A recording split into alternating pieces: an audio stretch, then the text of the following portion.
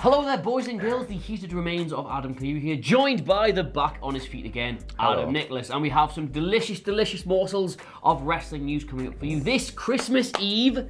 Yes. Which is Christmas what it is. Eve. Yes. Anyway, coming up for you today, Stone Cold Steve Austin has talked about that WrestleMania 17 main event. Vince McMahon is one of the most influential businessmen, according to Variety. Cody gets the pistols back out and fires at Roman Reigns. Joey Janela has also been shooting on AEW. NXT tell us when the Dusty Rhodes Tag Team Classic teams will be announced. But first, wait, this is wrong. We normally do the good. We've done it there, haven't we? Yeah, there's no good. It's not good after news, is it? What we're going to do then? The good Christmas Eve. Good morning, Britain. Yeah, the Bulletin Club. There you go. The Bulletin Club. Yes, today's first story comes regarding a major potential signing for AEW. Now, you all remember the Ryback. You remember the Ryback, don't you? Yeah. Well, apparently, according to the Ryback, he could potentially be on his way to AEW. Now, he was released by WWE back in 2016 and a fairly disappointing run in his terms. Didn't quite get what he wanted, ended up getting released. He's had a spell on the independent scene. Who can forget the Shell Shock Extreme Fat Burner products that he's been bringing out, of course. Fantastic stuff across the board, and the advert with the clothesline was great. Worked every time. Well, apparently, he could be on his way to AEW because he fired out, because he fired out a little tweet, a picture of himself and Cody Rhodes shaking hands by a Christmas tree, saying, and I quote, "My brain is half cooked. I know, we're both ill. 2020, #feed me more," says the Ryback. Adam Cleary, what are your thoughts on this? Question, sir. Yes, sir. What's the source for this, Ryback? The source is the Ryback. So yes, Stone Cold Steve Austin has been appearing. No, I mean, obviously, anybody who leaves WWE at any point in their career is going to be sort of, they're going to be an easy target for AEW to pick up. Obviously, we saw Jake Hager had not been seen in the company for years and years. Similar situation to Ryback, then did appear as part of the inner circle with Chris Jericho. But yeah, that's keeping it cryptic, keeping it vague. Yep. Well, on the topic of keeping it cryptic and keeping it vague, I've got a little theory about this. Okay. And this is going to shock you, of course. It's going to shell shock me. It's going to shock. How dare you? The Ryback, I think he might be going into business for himself, Adam Cleary. Do you think? Have a little closer look at this picture of the Ryback and Cody Rhodes. Now, any self-respecting detective, as we obviously are, will have a look and see that if you just have a look at his hair there, it looks like he's photoshopped blonde hair onto Cody's normal hair. If you take a little bit of a closer look at Cody's face, you will notice there's no scar above Cody's eyebrow, as there would be from a recent photo. If you look at Ryback's clothes in general from back then, they're very, very of the 2010-ish kind of era. And just in general, just have a look at that picture again. Really, really scrutinise that picture. And if you look at Cody's clothes, Cody is in baggy jeans and a grandeur top. Yeah. When have you seen Cody Rhodes in anything other than sports gear or a suit? Not for a long time. Not for a very long time. For a long time. Almost since Christmas 2011 or something like that. Maybe. Have a look for yourself. You make up your minds and let us know in the comments down below what you think about that one. Obviously, I've got several opinions on this story, but I'm not allowed to talk about Ryback on WhatCulture because the 3 times I have, we've really, really, really upset him. Feed you less. Yes, that's what I'm going to do. I'm going to feed you less, even when I'm just literally quoting what somebody else said. Anyway, Stone Cold Steve Austin has been on that podcast of his talking about the WrestleMania 17 main event. Now, you remember that. I do. He turned heel. He did. And it's widely regarded as one of the biggest creative mistakes they ever made. It was. Because they had him and The Rock, and yes, you can't really have 2 top baby faces, but nobody wanted either of them to turn heel. The rivalry was good enough in itself. And he, of course, you could with me, he shook hands with the devil himself. Vince McMahon. Now, obviously, Vince and Austin have both talked about this many a time ever since then, but Austin's given I picked up the wrong piece of paper, given a fairly definitive reading on it. I've rethought that thing, because you're my Austin voice, I've rethought that thing so many times. You're going to struggle to hold on to that. Not when I'm well, not when I'm ill. No. I've rethought that thing so many times, and if I could call the audible now, I would have just told him, hey man, I ain't feeling it, because here's how I was feeling leading into that. I thought I was starting to flatline just a little bit, and I said, okay man, a change is good. And Vince always likes to do something big at WrestleMania. Well, we didn't really have anything big there, so I was like, hey, I'll turn heel, that's what we do. You get hot, and then you turn heel, and then it's hotter than ever. Most times, yes, has to be warranted, has to be for a reason. All of a sudden, when I did that night, if I could go back, I would have just said, hey man, I'm calling an audible, watch the stunner, then stunner's ass, would have maintained my babyface run. And I think in hindsight, which is a very nice thing to have, let's be honest. In hindsight, yes, and this is of course the theme of next year. In hindsight, they should never have done that. 2020 Because what did we get? Don't get me wrong, Kurt Angle with a little hat, that was good. Austin trying to be Vince's best mate. Put some respect on Kurt Angle on the hat. It was pretty good. There were some good moments in it, but by and large, meh. And then it all just fizzled out going into the invasion, and then it came and was bad, and again in the invasion, and just no. It didn't feel smooth, did it? Didn't feel smooth. Character like Stone Cold Steve Austin just never quite works as a Weasley heel, does he? Because his whole thing is like he does not care. You can have him do heel. You can have him be the heel of the match. The tweener kind of stuff. Yeah, of course you can, but just no. So good for him to acknowledge that. Yeah, absolutely. We've got a theme of bald men so far on news. I'm enjoying this. Yeah. It's about to change. Although a man who has been bald before, Vincent Kennedy McMahon, of course, shaved by probably President Donald Trump. Yes, according to our analysts. Is he speaking? It is. I'm not allowed to talk about Donald Trump either. I know, I'll do the talking, you can just do the walking instead, that'll work.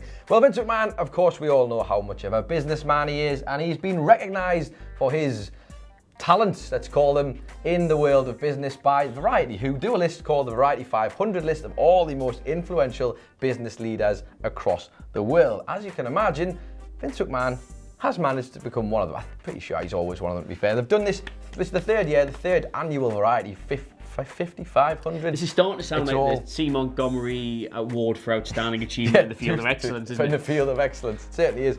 As you can imagine, this is being picked up by a few people who've kind of said, Vince McMahon. One of them, of course, being Vince's daughter, who's very proud of her pappy, who says, there are so many trailblazers shaping the media industry today, not only what we consume, but how we consume it. Congratulations to all who made this year's Variety 500 list, including my dad. Although it doesn't say my dad, it says Vince Kennedy McMahon tagged in. And Variety's obviously were very complimentary in their little blurb that they said about Vince. They said last year, McMahon metaphorically circled the ring with the WWE, arms aloft in victory after signing separate 5-year deals with USA Network and Fox Sports to carry its Monday Night Raw and SmackDown Live, estimated to generate revenues rising from $311 million in 2019 to a potential $462 million by 2021. That's gross. That is gross. That's exactly how it is. Gross. It's gross what he nets. Yeah, good. See what I did there? That, yeah. Good, very good. Very good. Fantastic. Thank you. Yeah, what do you want? You've left my favourite bit of that write-up at the end, which is where they sort of say... I knew you were going to talk about this, so I didn't want to steal it from you. Okay. Go on. Well, the bit that said at the end was they did acknowledge that there had been a drop in the share price and a huge drop in the audience, but Vince, to his credit, had addressed this by appointing Paul Heyman to run Raw and Eric Bischoff to run SmackDown. End of paragraph. Yeah. Do not mention the fact that he's been given the old choppy chop. Or that it's continued to still get worse in large regards. Well, look, listen, why let reality get in the way of a good Variety 500 write-up? Exactly. Don't forget the other little lovely tidbits you wanted to mention as well. The 3 big impacts that he had. You know, what were Vince's 3 big impacts? Of course, they had a big list of Vince McMahon's 3 biggest achievements in the media landscape. Number 1 was WrestleMania, live event. Fair. Number 2, WWE SmackDown, huge deal with Fox Television Enterprise. Fair. And number 3, the Scorpion King, because he does film as well. If I was Triple H, I'd be furious that the chaperone wasn't mentioned there. I mean, a role of a lifetime. Role of a lifetime. Yeah, so that's good for Vince, I guess. But also, the biggest takeaway from that is that Steph calls her father Vincent. Yeah, that is pretty... That's awful, that. Anyway, I feel like that actually happens as well. I feel like things that have actually happened. Cody Rhodes has addressed... I call him Cody Rhodes, okay. Cody Rhodes has addressed the comments Roman Reigns made back in August. He did an interview with Sport 1, I think it is, in which they were asked, Roman Reigns said he doesn't consider AEW competition. What do you make of that? And he said, I mean, it was August. There weren't competition in August. It was fair comp. But anyway, Cody has said, Roman is very, very smart. He has WrestleMania main events under his belt. He has incredible talent. I think at the time, a lot of people were, don't want to say naive, people were turning away from it, but there's no turning away now. WWE's on a 49-year head start, and I tip my hat to that. But what we're doing is to build upon what fans have been talking about for 20 years, what they want from a wrestling product and what perhaps wasn't delivered to them. I want to be the alternative. If that means stepping into competition, so be it. It's better to have competition for me, for Roman, for everybody. Yes. Now, this is another thing I said on yesterday's news. Cody Rhodes basically had to say on Twitter, I actually like WWE, because obviously his character, where he's like, yes, we're amazing. Look at that sign saying Vince is a whopper. Yes. People were like, well, Cody, they gave you your career. You're not being a dick. Yeah. He was like, yes, my character is being a dick. if you follow my Twitter, I'm very complimentary about WWE. I love all the guys there. I love what they do, etc., etc. So nice of him to sort of be like, look, you know, that was August. Of course we were in competition there, but we're trying to give everybody competition, to give everybody a choice. I think it's probably the least sensational reaction people were hoping for, because they probably want it to be like, well, screw that guy, and then we all get headlines and the news cycle. Yeah, I mean, I got to say that Cody shoots on Roman Reigns, so... Exactly. So there you go. It's kind of all worked out in a nice way, didn't it? It will continue. Yeah, I don't know what I want to add to that, to be honest, because it's just... It's a fair comment for Roman to make in August. They're not competition. Fair comment for Cody to make in December. Yeah, people were turning away at the time, but now we are unturnawayable. Well, but ultimately, they're competition to one of WWE's brands, one of them. Yeah. Like, there's the whole two others that they aren't even in the same ballpark because they don't compete head-to-head, so... Correct. Yeah, absolutely. Good for him. Good for him. Speaking of AEW, Joey Ryan. But before we get to Joey Ryan, let's just rewind back a little bit, because you've all watched AEW Dynamite the other day. Yeah. And we all enjoyed... If you haven't, you've been on Twitter. If you haven't, well, you've been on Twitter and you've probably seen little clip floating around from the end of Dynamite where there was a mass brawl where Evil Uno and all these horrible gang were beating up the Elite. And there was a moment where the camera caught a little segment of a guy punching Dustin Rhodes in the head, or to be more precise, not punching him in the head and punching the air by his head repeatedly, not just once, not just twice, about 6 or 7 times. Now, before we all jump on that guy, cameraman or guy who's the editor there, the live editor,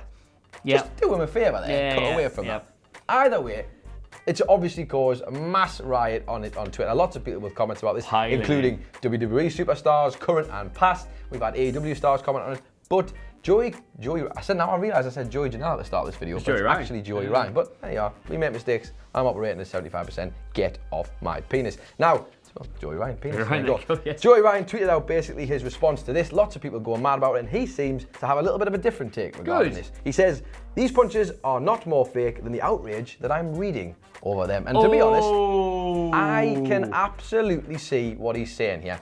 Good that. Because yes, it wasn't great, right? It wasn't great. It wasn't good. You don't want to say that because lots of people say, well, it exposes the business. I hate to break it to you, everyone. Everybody knows. I get it. They already know. I mean? Spoiler, they know. I know this doesn't help. This doesn't help because it looks really bad and makes it look as dramatic as your friend who isn't a wrestling fan makes it sound whenever you mention it. But it was one isolated incident. It does not mean the end of the world for AEW. It does not mean the end of the world for wrestling. I said yesterday, right? We don't know who this guy is. It's probably some local enhancement talent. Look, and just put on this mask, get down the ring. It's going to be a big brawl. Just go with the flow. He's found himself on top of gold dust and thought, you know, I don't want to I really want to pull my punch here because I don't want to accidentally. This could be my big chance. It's the biggest crowd I've ever been in front of, the biggest opportunity I've had. I don't want to accidentally potato the poor blow. So he's like, you know, I'm probably not the focus of the shot anyway. So he's, you know, just trying to play it safe as possible. And now he's a meme. It looks bad, and I can understand everyone who's saying that it looks bad. I was also one of them who went, oh, that's not a good look. It was shocking, yeah. Really bad, but at the same time, it happens. They're live. I guarantee you, if you're in front of live cameras and trying to make something work on the fly, you're arguably going to get stuff wrong. And then you start to realise how good all the other people are for not making those kind of mistakes. I will completely agree with that statement. Those punches are as fake as the outrage over it. It's just bad. And the camera should have cut away a bit quicker. But how many? Every promotion, including AEW, you get botches in. Yeah. Both WWE, AEW, New Japan, doesn't matter what the product is, you're going to get the odd botch. I just think it comes as on the back of people not being sold on the Dark Order per se. There's a bit of a perfect storm in the midst of all it makes it worse. Obviously, the Young Bucks have also left Twitter this weekend. Whether or not those are connected, we don't know. But it's all looking like a bit of it's a mass overreaction, in my opinion. Oh God, yeah. Something so... I think the thing is, AEW's done everything so well since it started. Speaking as the man who does literally the NXT show for WhatCulture, AEW has not really put a foot wrong. Things they could have done slightly better, obviously, because nothing's perfect, but they've not really made any massive cock-ups. I think this is the first time the Dark Order stuff's starting to get a bit of negative attention, and then the punches in the middle of all that. It's the first time people have been like, I can really jump on this. Yeah. Because even the Moxley-Omega match, which was dividing a lot of people, was still, there's a lot of redeeming qualities in it. It was very tough to do, and I think people are finally, yes, I can get on this, and they have, and just shut up. Just enjoy the wrestling, man. Move on. That's the one thing about Twitter. 99% of the people, right, who are saying those are the worst punches they've ever seen would do worse punches in a wrestling probably ring. Never thrown a punch themselves. Yes, let's correct. Be honest. Speaking of the Rhodes family, which this kind of sort of is, NXT have revealed they are doing another Dusty Rhodes Tag Team Classic. Now, last year, that felt really spiteful because we were like, not much of a tag division going on at the moment, and Cody Rhodes has just announced he's doing his own promotion, so this does feel like you've gone, oh, is that right, Sid? Well, see how far you get without your dad's name. And now, well, they're doing it again this year, when, of course, the tag team division is even worse than it was last year. But anyway, here we are. They have revealed on Wednesday's edition of NXT that the Dusty Rhodes Tag Team Classic is returning, and thus, on the New Year's Day episode of NXT, very good. I think it is, they will be announcing the teams involved. Now, there has been talk, they're heading into Worlds Collide. This will be an amalgamation of NXT tag teams, of which we have, of course, the Forgotten Sons. Fandango's injured, so the Forgotten Sons, and of course all the tag teams at NXT. In case you got Flash Morgan Webster and Mark Andrews, very good. Imperium, very good. Grizzled Young Veterans, very good, and all the other ones. So it feels slightly lopsided. Obviously, last year we had DIY got back together. The Forgotten Sons got further than they should have, and then Ricochet and Aleister Black won the thing. But we're not really a whole lot of obvious tag teams this year, is there? There's not, and it's a shame to see, because obviously when you've got a company like AEW who's it's funny that they're almost lopsided. Their tag team division is brilliant, and theirs isn't so good. Their women's division is lacking, but this one is fantastic. So I said on Ups and Downs, imagine what you'd say if AEW were like, we're doing a women's division tournament. Absolutely, yeah. With who? The one thing I would say, obviously, at least they have established this tournament prior to all of the AEW stuff, and let's not forget that the first winners of the Dusty Rhodes Tag Team Classic were obviously Finn Balor and Samoa Joe, a tag team put together for this very tournament. I'm not against it. I like the idea. I know a lot of people don't really buy it, but I like tournaments. I like the tag team stuff, because it's like a little one-off. It's similar to the New Japan tag league that they have, and it always ends up building something else. The stories that came out of this from the previous, specifically the Gargano Ciampa stuff that we're trying to make work. Obviously, the unfortunate injuries and stuff that happened towards the end didn't really help, but this is good stuff. And also the potential tag teams you could get. We've already seen potential little flirtations with who might end up with who. I guess. Let me just say one thing to you. Imagine this tag team, right? In that, and this will sell you on it immediately. Keith Lee and Leo Rush in a tag team. Keith Leo Rush.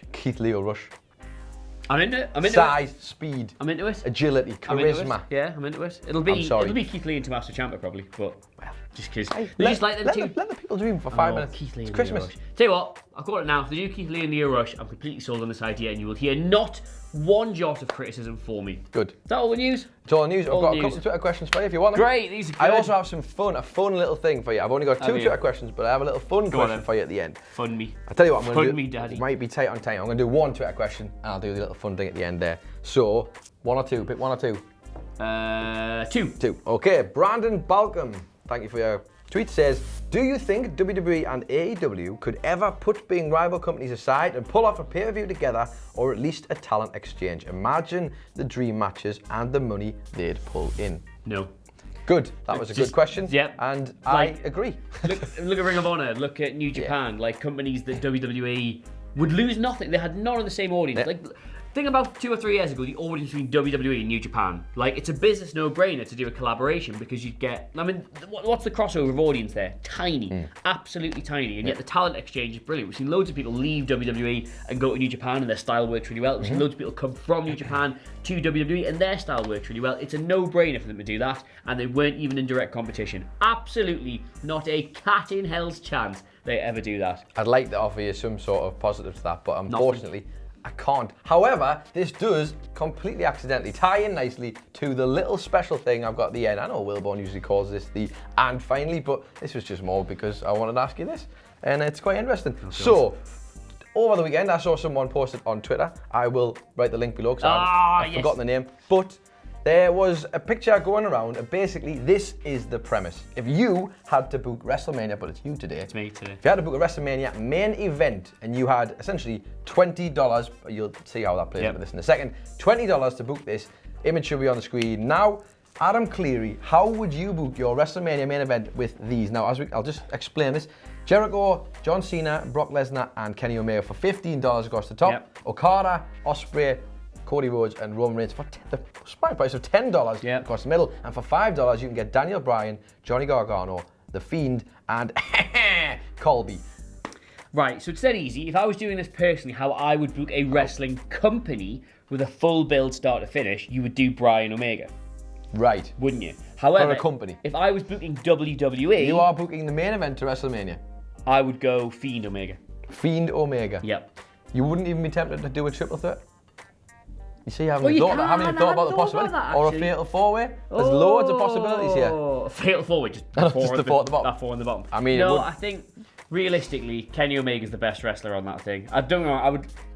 The thing is, you could just make just purely $20 combinations. There's so many great matches there. So many great matches there. Gargano versus Cena, I'd love. I would love to see. I would love it. Osprey or Okada versus Reigns, I'd love to see as well. Yeah. But I just think Bryan is probably doing some of the best work of his career. Kenny Omega is off the back of doing some of the best work in his career. Clearly doing a slow build to getting back to that in AEW. Yeah, it's just. Do you know what I would do? Because Vince McMahon would love this. I would give him. Well, he'd hate it, but he might love the other part of it.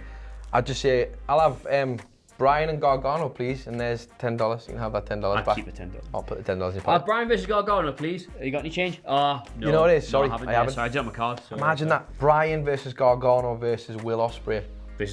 No, that's it. That's Bryan, it. Gargano, Ospreay. That would be an insane match. Joyce, when I first saw that on social media, I was like, well, it's just Bryan, barely Bryan simple, Omega, one or what a two. boring me. But now you actually, I hadn't thought about you could do more than one you see, you person. can do more than one. Brilliant. Excellent. Wonderful Brilliant. stuff. Well, there you are. That was a lovely little thing. I thought news, you'd enjoy that. Yes, as ever though, that's what you made of all of this stuff, as well as your picks from this list in the absolutely. comments below. And of course, don't forget to like, share, and subscribe. Adam Nicholas, where can they get you on Twitter? They can get me at It's Adam Nicholas, and I believe they can find you on Twitter. At It's Adam Cleary, CLERY, the entire WhatCulture wrestling family. It's Adam Cleary. At It's Adam. Oh, darn. Get him every time. WhatCulture WWE for all the rest of us. In the meantime, though, thank you so much for watching. We are off to mainline some Lemsips now. Yes. I will see you soon. Goodbye. Bye bye. Cough, cough, splitter.